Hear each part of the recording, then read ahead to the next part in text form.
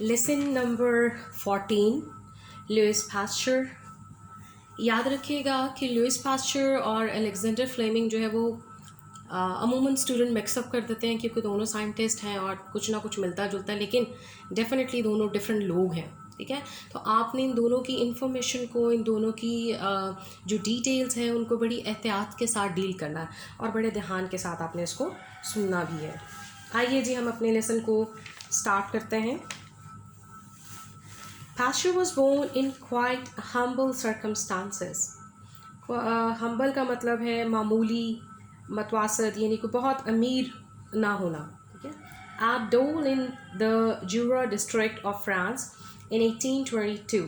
His father, as a young man, had been one of the Napoleon's conscript and had won the Cross of Legion of Honor on the field of battle, of valor for valor and fidelity.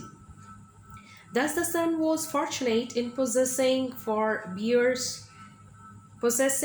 years of character and strength. Circumstances का मतलब है हालात, और यहाँ पर ख़ास तौर पे मुआशी हालात यानी पैसे से रिलेटेड जो हालात हैं उनका जिक्र है। कॉन्स्क्रिप्ट का मतलब है जबरी तौर पर भर्ती करना, यानी ज़बरदस्ती जो है वो लोगों को सिपाही बनाना। कहा जाता है कि जब जंग के हालात होते हैं या जंग होती है तो अगर सिपाही कम पड़ जाएं तो आम जो लोग होते हैं, शहरी होते हैं, उनको फिर गवर्नमेंट जो है वो ज़बरदस्ती फ़ौज में भर्ती कर देती है क्योंकि फ़ौजी की ज़रूरत होती है। तो शायद यहाँ पर भी यही सूरत हाल हुई कि तो वो विलिंगली फ़ौजी नहीं बनना चाहता था या जंग में नहीं जाना चाहता था, लेकिन उसके बाप को ज़बरदस्ती जो है वो बना दिया गया फ़ौजी। वन का मतलब है जीता था, बैटल जंग, वैलर दलेरी, फिडिलिटी वफादारी, फॉर्चुनेट खुशकिस्मत, पोजेसिंग रखने पर, फॉरबियर्स अबावजदाद, एंड कैरेक्टर किरदार, स्ट्रेंथ ताकत। पास्चर जो है वो 1822 में फ्रांस में पैदा हुआ। ठीक है, और इसका ताल्लुक बहुत अमीर घराने से नहीं था बल्कि मामूली से एक घराने से था। इसका बाप जवानी में नेपोलियन के जबरन भर्ती किए जाने वाले सिपाहियों में से एक था जिनको ज़बरदस्ती सिपाही बना दिया गया, और उसने मैदान जंग में जो है वो काफ़ी सारे तमगाद या ऑनर जीते। चुनाची किरदार और ताकत के हामिल अबाउजदाद का चश्मो चराग होने पर बेटा बहुत खुशकिस्मत था। क्या अब इसको फ़ख्र है ना कि इसका बाप जो है वो सिपाही था, चाहे उसको जबरन भर्ती किया गया, लेकिन ऐसा बाप है जिसने मैदान जंग में जाकर बहुत सारे कारनामे किए और उन कारनामों की बुनियाद पर इसको तमगा भी दिया गया। There is much evidence of influence of the father on the son. Evidence शहादत सबूत। Pasture showing time after time का मतलब है बार बार या अक्सर। The strength पुख्तगी of the devotion लगन जानिसारी to France. He was perhaps even more of patriot than of a scientist. Patriot का मतलब होता है मुहब्बुल वतन होना। इट मीन्स कि जब वो शख्स जो अपने कंट्री के साथ, अपने वतन के साथ बहुत प्यार करता है उसको पैट्रियट कहते हैं। For example, in 1848, when Europe was politically upheaved का मतलब है politically का मतलब है सियासी तौर पर, upheaved का मतलब है इंतशार का शिकार होना यानी बिखर जाना। Pasteur enrolled himself in the National Guard and seen one day in the Place du Panthéon. Enrolled का मतलब है भर्ती हो जाना। A sort of altar labeled. Sort का मतलब है किस्म, ऑल्टर कुर्बान का। ओके जी, लेबल्ड जिस पर लिखा हुआ था, Autel de la Patrie, promptly placed on it all the worldly wealth 150 francs. promptly का मतलब है फौरन। बेटे पर बाप के असर की काफ़ी ज़्यादा शहादत मौजूद है, काफ़ी ज़्यादा आपको सबूत मिलते हैं कि जैसा बाप था वैसा बेटा भी था। पास्चर फ्रांस के साथ बार बार अपनी जानसारी की पुख्तगी दिखाता था, स्ट्रेंथ दिखाता था कि वो अपनी कंट्री के साथ बहुत ज़्यादा वफ़ादार था, और वो गालबन साइंसदान से कहीं ज़्यादा जो है वो वतन से मोहब्बत करने वाला था। क्योंकि साइंस यहाँ पर शायद एक बात मुझे समझ आती है कि जो साइंसदान है डेफिनेटली वो भी वतन से भी मोहब्बत करते हैं, इंसानियत से भी मोहब्बत करते हैं, तो ही डिस्कवरी करेंगे ना। जब तक किसी शख्स के दिल में इंसान के लिए मोहब्बत नहीं है, वतन के लिए मोहब्बत नहीं है, तो वो फलाह के लिए काम नहीं कर सकता। लेकिन साइंटिस्ट जो है वो लॉस्ट रहता है अपने काम में, साल हा साल लेबोरेटरी में है तो वहीं पर है, तो उसको बाहर की दुनिया का शायद पता नहीं है। लेकिन एक शख्स जो कुछ चाहता है कि मैं प्रैक्टिकली करूं, तो वो फिर अपनी जान देने से भी गुरेज नहीं करता। मिसाल के तौर पर जब यूरोप सियासी इंतशार में जकड़ा हुआ था, तो पास्टर ने अपने आप को नेशनल गार्ड में भर्ती करवा दिया, ठीक है। और एक दिन एक जगह जो कि कुर्बानगाह की किस्म की जगह थी, वो देखा, इस पर लिखा था वतन की कुर्बानगाह। इसने फ़ौरन अपनी वहाँ पर अपनी सारी जमा पूंजी जो कि 150 फ्रांस थी रख दी, ठीक है, कि वतन पर जान माल तन मन धन सब कुर्बान है। तो ये जो है आपको इस तरह की कोई इन्फॉर्मेशन हमें वहाँ पर पिछले चैप्टर में नहीं मिल रही। तो इसकी जो एक इम्पॉर्टेंट चीज़ है वो याद रखिएगा एज अ स्टूडेंट कि इसमें पैट्रियटिज़म बहुत ज़्यादा है। ये अपने वतन पे मरता है, जान देता है, इसके लिए पैसे डिग्रीज़ और बाकी कोई भी चीज़ इम्पॉर्टेंट नहीं है। जो चीज़ अहम है वो ये है कि इसका वतन जो है वो तरक्की करे, बढ़े, और इसका जो नाम है वतन का वो इनकी वजह से रोशन हो।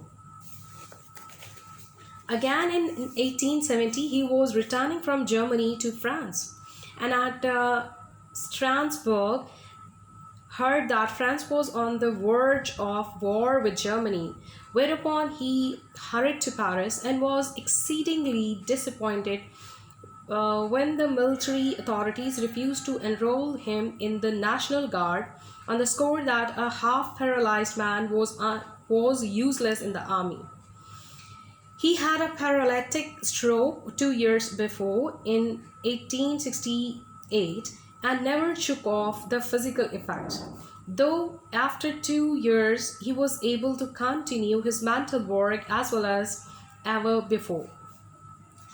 अच्छा जी, यहाँ पर आप देख सकते हैं वर्ज ऑफ का मतलब है कि दहाने पर, ठीक है। हर्ड जल्दी से रवाना हुआ, एक्सीडिंगली बहुत ज़्यादा, डिसअपॉइंटेड मायूस, मिलिट्री फौजी अथॉरिटीज़ यानी हकाम या वो लोग जो हाकिम होते हैं उनको आप अथॉरिटीज़ कहते हैं, एनरोल करना, भर्ती करना, स्कोर की वजह से, हाफ पैरालाइज्ड फालिज ज़दा यानी मफलूज होना, पैरालिटिक स्ट्रोक फालिज का हमला, शुक ऑफ ख़त्म करना या ज़ाइल करना, एंड इफ़ेक्ट्स असरात मेंटल जहनी।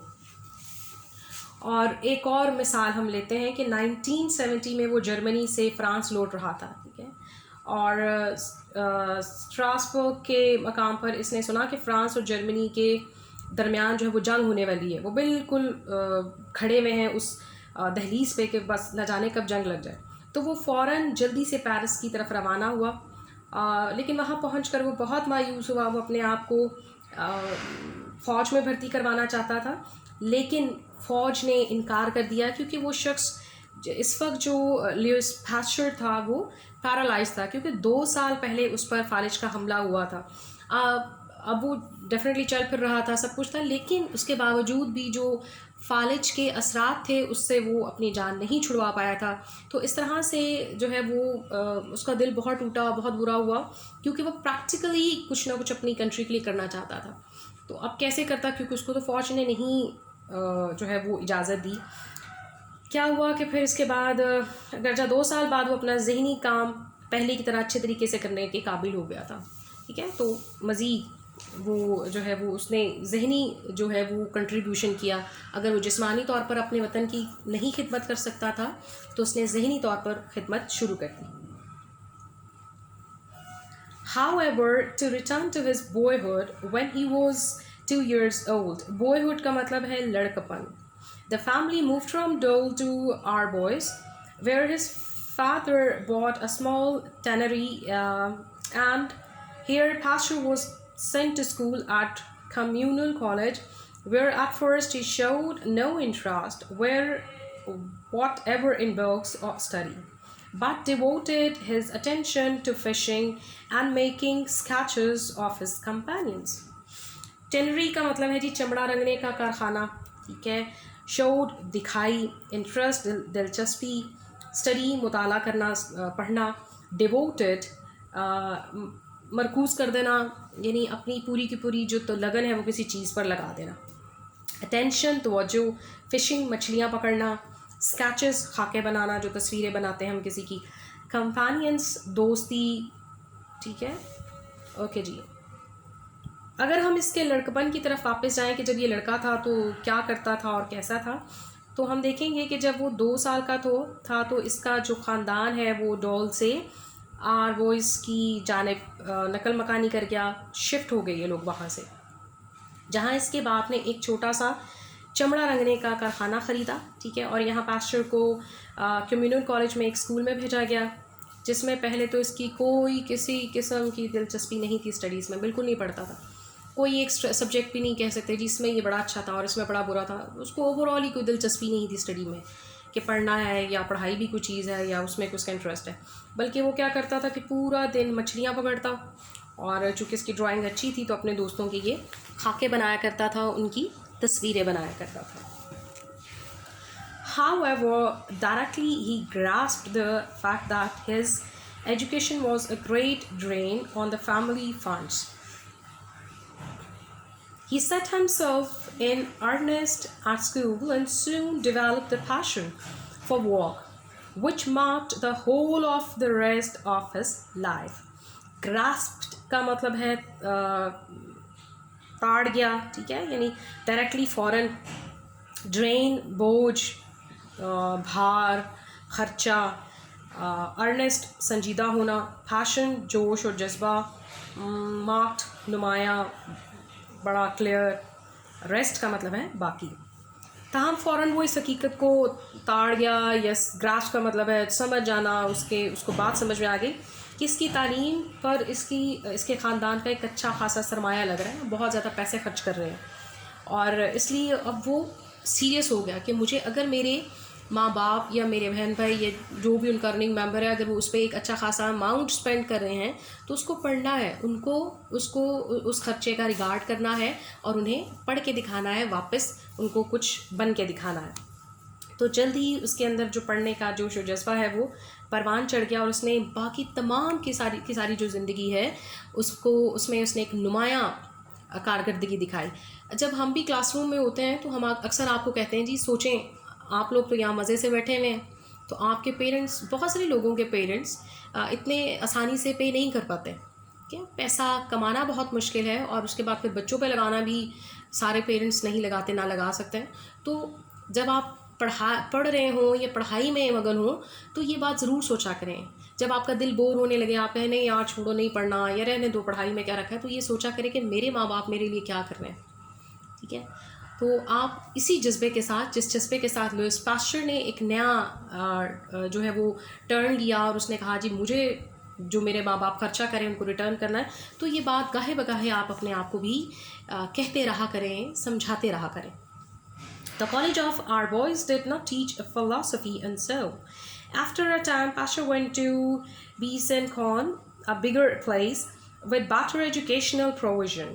Here he graduated in science and arts and was given a post on the college staff.